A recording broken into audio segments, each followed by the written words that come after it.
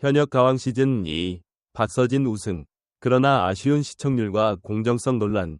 최근 현역 가왕 시즌 2위 대망의 결승이 종료되었습니다. 시즌 2위 우승자는 박서진, 2위는 혜성, 3위는 애녹, 4위는 신승태라는 결과가 발표되었습니다. 이 프로그램은 오랜 시간 동안 많은 관심을 받았고 128일 동안 치열한 경쟁을 펼친 끝에 시즌을 마무리하게 되었습니다.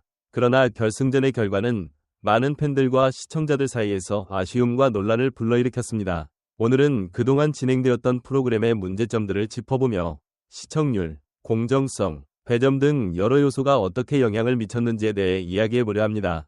현역 가왕 시즌 2는 대중적으로 인기를 끌며 화제를 모았지만 결승전의 시청률은 예상보다 낮았습니다. 시즌 2위 파이널 시청률은 13.9%를 기록했지만 시즌 1위 파이널 시청률이 17.3%였다는 점에서 아쉬움을 남겼습니다. 시청률은 이 프로그램의 성공을 가늠하는 중요한 지표 중 하나인데 시즌 1에 비해 상대적으로 낮은 시청률을 기록한 이유는 무엇일까요?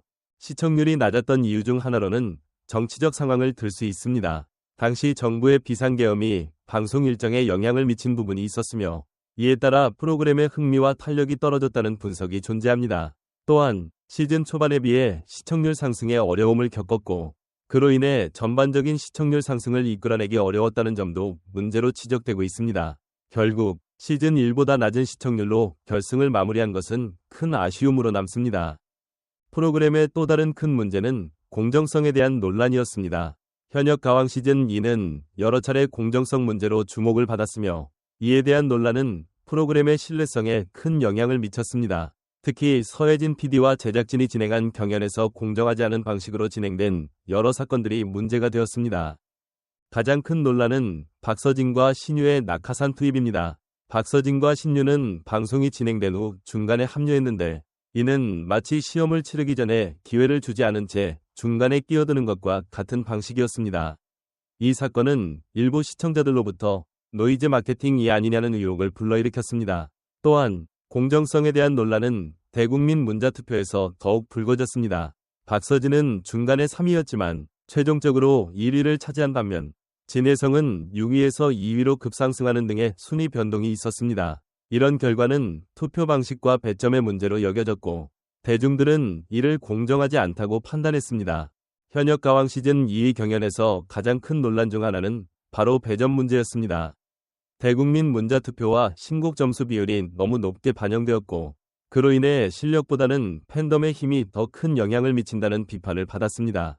예를 들어 대국민 응원 투표는 10%, 신곡 점수는 56%로 반영되었고 이에 따라 팬덤의 지원을 많이 받은 참가자가 유리한 상황이 되었습니다.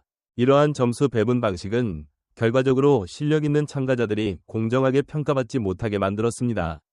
또한 경연의 본래 목적이 실력 있는 가수를 찾는 것임에도 불구하고 팬들의 투표로 인해 순위가 결정되는 상황은 경연의 의미를 퇴색시키는 결과를 낳았습니다. 다음 시즌에서는 이러한 배점 문제를 개선해야 한다는 목소리가 커지고 있습니다.